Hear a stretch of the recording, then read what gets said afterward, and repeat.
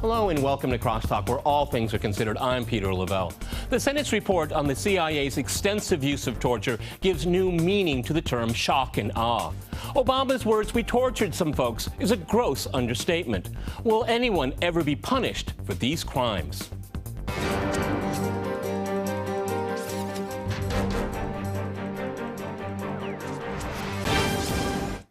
To Crosstalk, the report on CIA torture, I'm joined by my guest, Ray McGovern in Washington. He is a former CIA analyst. Also in Washington, we have Fred Fleitz. He is a senior fellow with the Center for Security Policy and also a former CIA analyst.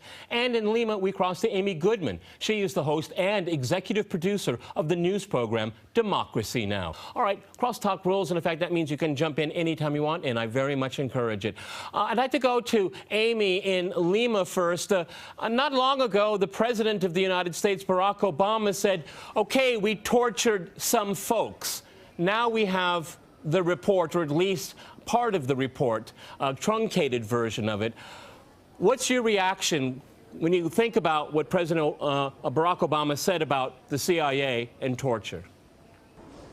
I mean, we're talking about a horrific roster of tortured both strategies, approaches, and also the number of people who are held in black sites around the world.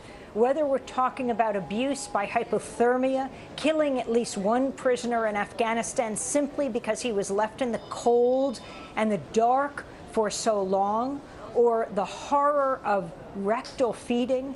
There was no medical reason for this. It was simply torture. Pureeing his full meal, forcing him forward, and injecting it into him. This is not acceptable in a civilized society. All right. Under any civilized standards. And the question now is, who will be held accountable?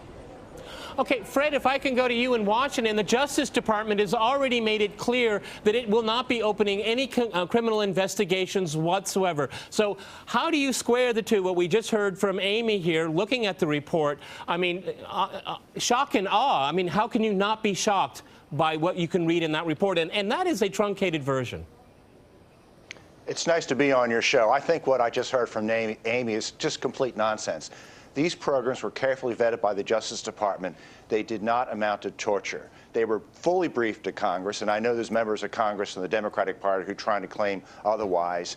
That's just not true. The real issue here is that this report, frankly, is not serious. It is a Democratic piece of propaganda. It was completely written by the Democratic staff. But the worst thing of all is that this report accuses CIA officers of very serious crimes, and they were not given a chance to defend themselves. In this country, you have a chance to face your accuser and defend yourself. Even former CIA directors were not given this opportunity to defend themselves. This report is, frankly, a piece of junk. Okay, Ray, a piece of junk. You're a former CIA analyst, as Fred is. What's your reaction to the report? Well, Peter, I tend to be fact-based. Everyone's entitled to their own opinion, but not to their own facts. Fred actually has openly admitted that he thinks policymakers should be making intelligence analysis judgments, so I'm not surprised to hear him dismiss the report. My view is that these staffers working under Senator Feinstein have done an incredible service to our country. And I just hope that we learn from this and that people will be held accountable because we know who they are named in the report, and I don't see how a president can simply say, well, we're only going to look forward now when these horrific crimes, such as Amy alluded to, have been exposed. One wonders what's in the 6,000 pages that were denied to Congress, or what's in the redactions. If there's worse stuff, my goodness, we need to have it all hanging out, and we need to hold people accountable. Okay, I'd like to go back to Amy. What I was trying to get at here is that, you know, if the Justice Department says it's not going to pursue any criminal investigation of this, then what is the value of the report? What do we learn from it? Oh, this is very important. Ultimately, it's not even just up to the Justice Department of either a Democratic or a Republican administration. As we see what's happening in the streets all over the United States, the protests calling for special prosecutors in the case of police brutality, ultimately, it's up to the people of our country, what they feel should represent our country to the rest of the world. I mean, to say we must put this all behind us, what does this say to any murderer in the United States? If they come to court and say, oh, I'm even admitting that I did this, they hand in a report, I did murder this person, but that was yesterday. Let's all look ahead. No, that's not acceptable. How do you enforce law and order? How do you ensure that your own citizens are not tortured in other places in the world when we do not deal with those who are involved with torture in a simple law and order way? I mean, the issue of waterboarding, which is absolutely illegal, that you had some prisoners waterboarded over, well, close to 200 times. The fact that those who were tortured, for example, one of the closest aides to Osama bin Laden, revealed information freely when he was first taken. But then, when he was tortured, he began to lie, and he clammed up. I mean, what is most stunning in this report, aside from the revelations of all the strategies used to inflict pain, is that no actionable intelligence came from any of this. It is a lesson to any of those who believe, well, you got to do something bad if it's a bad person involved. No, if that person who has a ticking time bomb somewhere, if that person is tortured and they lie to end the pain, that helps no one. Fred, the CIA director, current CIA director, Rennan, says that the CIA, using these type of this program, saved lives, but he gives no evidence of it whatsoever. In the report, there is no evidence either that any of the things that they were doing were actionable in a positive sense to further national security. So, you know, again, you know, a whole policy approach that is just a failure. Well, it did save lives, and several CIA directors wrote a very prominent editorial in the Wall Street Journal yesterday that said this. Former CIA Deputy Director John McLaughlin explained how this saved lives. But my question is, if these former CIA officials are so sure that this program saved lives, and I know it saved lives because I was on the House Intelligence Committee staff, I saw examples where this program saved lives. But why didn't the authors of this report talk to CIA officials who said it saved lives? The reason? Because this is a piece of propaganda, and they did not want their pre-cooked report to be spoiled by inconvenient facts. Okay, Ray, but, you know, it is the United States signed the 1949 Convention, Geneva Convention Against Torture. This is why they don't want to admit anything, because then they would be held culpable for the crimes that they have committed. So what they do is just go into complete denial. It never happened. Well, Peter, let's be clear about the what comes first.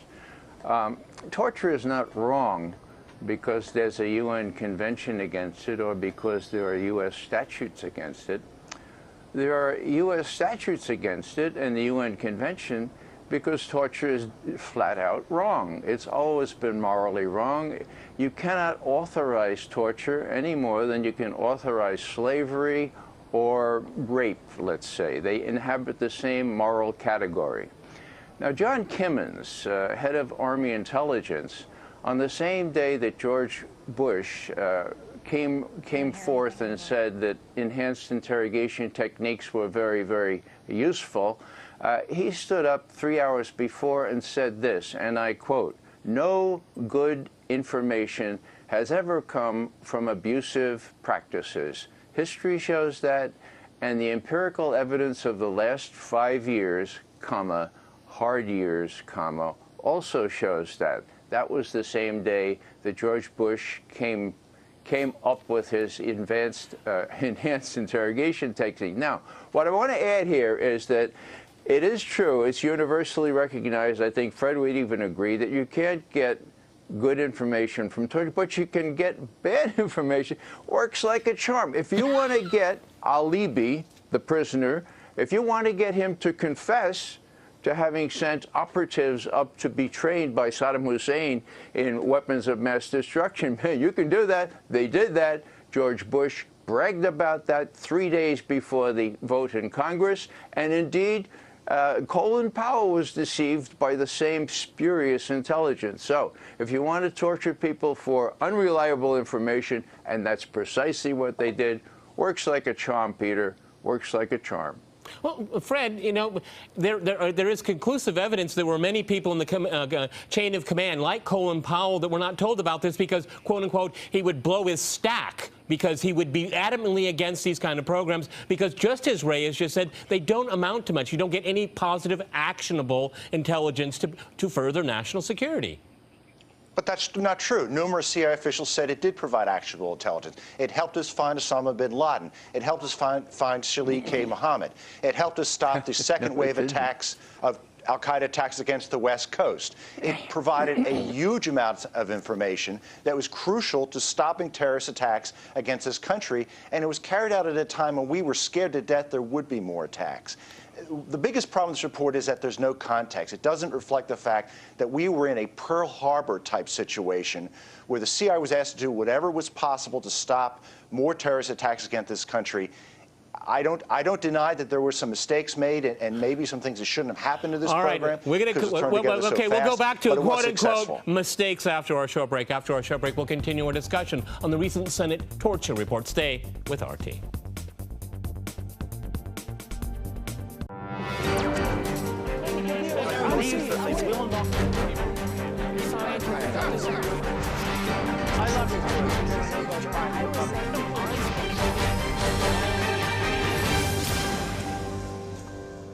Welcome back to Crosstalk, where all things are considered. I'm Peter Lavelle. To remind you, we're discussing the Senate report on CIA torture.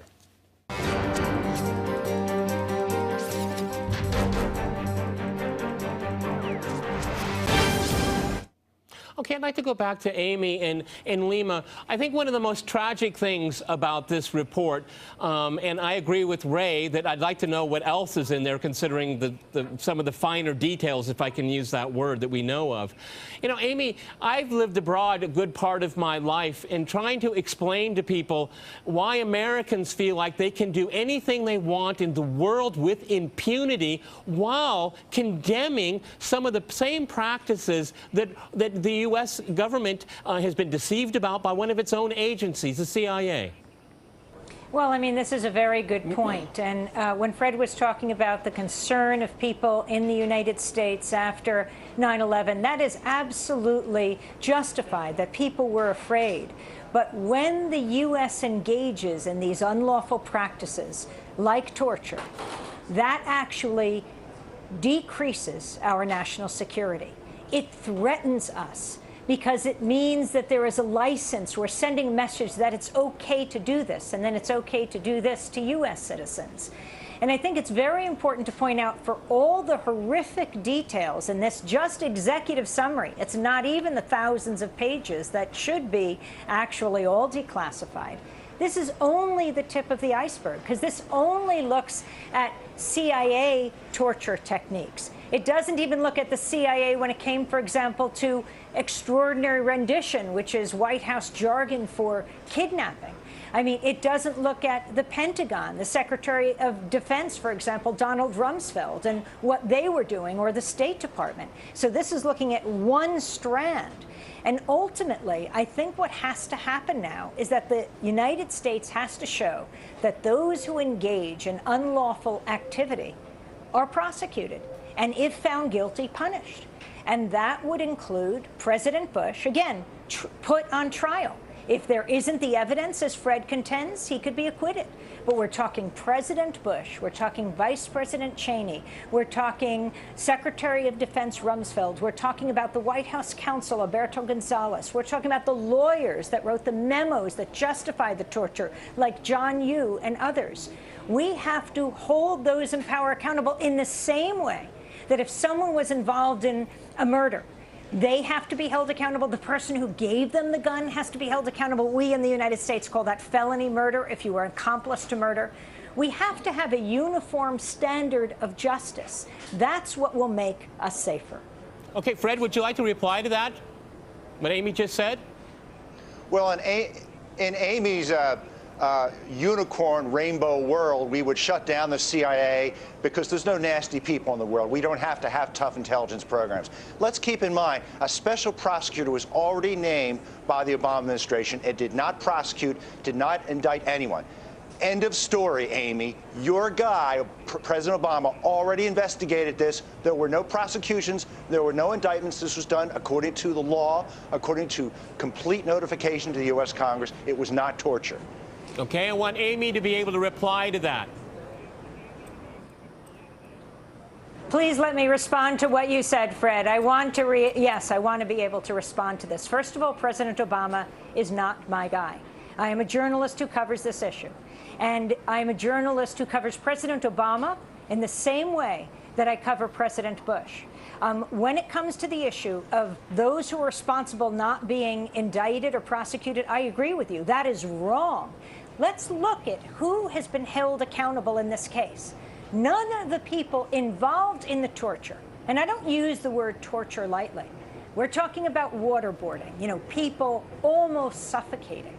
We are talking about people held in such cold conditions that the CIA agents themselves talked about the dungeon that they were held in. We're talking about prisoners dying of hypothermia because they're placed in the cold, forced feeding, rectal feeding for no medical reason except to torture them, and so much more. But the only person who's been held accountable is John Kiriakou, who worked, intelligence guy himself, who blew the whistle and ends up in jail for years. Now, that is not acceptable in a democratic society, that the whistleblower goes to jail and those who are engaged in torture go free.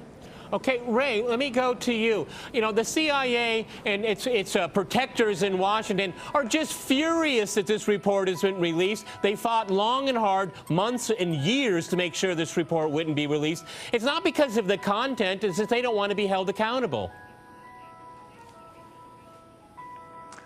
Well, it's worse than that, Peter. It is the fact that George Tenet, who was the impresario of these torture techniques, and Porter Goss, his successor, and Michael Hayden, who actually lied about that, and it's very clear in the report, were given an opportunity to help John Brennan redact the report. Can you imagine? These are people who are actually running the torture program. Now, when George Tenet wrote his book, he wrote this book, At the Center of the Storm, 2007. He included a very interesting paragraph. He said, we were given authorities such as the CIA had very seldom had in the past, and I was afraid that people, including me, would be brought up to explain how we use these authorities because they were rather far-reaching. Well, hello, it's finally come to that. George Tenet said famously 5 straight times on 60 Minutes, we don't torture people, we don't torture people, we don't torture, listen to me now, we don't torture people, we don't torture people. Well, we know now that they have tortured people. The prospect of George Tenet hiding up there in some law firm or some security establishment in New York and having this Teflon coating because Obama is afraid of the CIA, that's a strange pass that our democracy has come to. Mm-hmm. Fred, there's been alerts put around the world for the U.S. diplomatic and military installations worried about blowback, reaction to this report here. But that's what it really gets down to, isn't it? It's always about blowback. So you have to be more crueler than the people you're fighting, to terrorize them so much that they will not react. But that never works. Never in history has that ever worked. But it looks like that's what the U.S. Agencies like the CIA believe in the 21st century. I don't know what you're talking about. ISIS is chopping off heads. These enhanced interrogation methods were not torture. They did not inflict long-lasting damage on the people who were subjected to them. I mean, there's simply no contrast here. I am concerned that revealing the information in this report is going to cause terrorist attacks and threats to American citizens abroad. It was completely unnecessary. We went through this in 2009 when President Obama released the details on all of these techniques. Okay, Amy, if I can go back to you in Lima. And I say this very seriously, and I'm not being facetious, but around the world, many people think that the Americans treat torture as a value in itself. I mean, this is a very serious issue. When you have someone like Fred, who worked for the CIA, saying, look, ISIS is beheading people, and we have to do something about this, we have to look at what motivates people to be recruited to terrorist organizations like the Islamic State. And what angers and infuriates populations is when they are unjustly terrorized. And that's what's happening in this case. You know, Dianne Feinstein was not an ally of all of those human rights groups for a very long time that wanted this information out there. It was civil society hearing from people who were wrongly detained, the lies that were told. I mean, you have a situation that is written about in this report where a U.S. ambassador is demanding to a country open up its prisons to the International Committee of the Red Cross so that the prisoners would be able to be seen. And at the same time, in those prisons were these ghost detainees, were prisoners being held by the CIA, who the U.S. was not allowing to be known about or to be seen. This kind of hypocrisy eats away at our national security. We have to be just. This is not just some utopian vision of the world. We have to be better than that, and that's what will make us safer. Ray, do you think anything will be learned from this report? Because I'm awfully pessimistic. Well, just to pick up from what Amy just said, you know, at the worst of the jihadists that were coming into Iraq during the 2005, 6, 7, there was an Air Force major, Matt Alexander is his pseudonym, and he was running the interrogation of these people who were captured. And he pointed out that 90% of them, when they were asked why they came in from Libya or Morocco or Tunisia, 90% of them said, because we saw the photos from Abu Ghraib and we know about CIA's enhanced interrogation techniques. So, if the objective is to create longer lines still for the Islamic State or Al-Qaeda or whatever terrorist group, nothing does that better than torture. Okay, Fred, would you like to react to that? I completely reject that idea. There are some people on the left who think that the American presence in the Middle East, the enhanced interrogation program, the war in Iraq is why radical Islam and radical Islamist terrorists exist. That's simply wrong. This is a war against Western society. It's a war against the United States and its values. It's a war against Europe. If we pulled out of the Middle East, and if Israel pulled out, which some wackos on the left would like, there would still be radical Islamists. They would still be conducting terrorism. We're not going to have more terrorists because of the enhanced interrogation program. All right, let me go to Amy. I want to give Amy the last word on the program. Last word on the program. Amy, I would just suggest that a lot of people in the world, particularly the Arab world, would love to have some Western values, but the Americans support tyranny and monarchs in the Gulf. I think what's important is to know there's a distinction between the U.S. government and the American people. And when the American people have the information that's released in this report, and hopefully all of it will be released, I think they will put pressure on their government to reflect a very different America, an America that doesn't torture, that stands up for law and order in the world. All right, folks, thank you very much for a very spirited debate on a very important topic. Many thanks to my guests in Washington and in Lima, and thanks to our viewers for watching us here at RT. See you next time, and remember, crosstalk rules.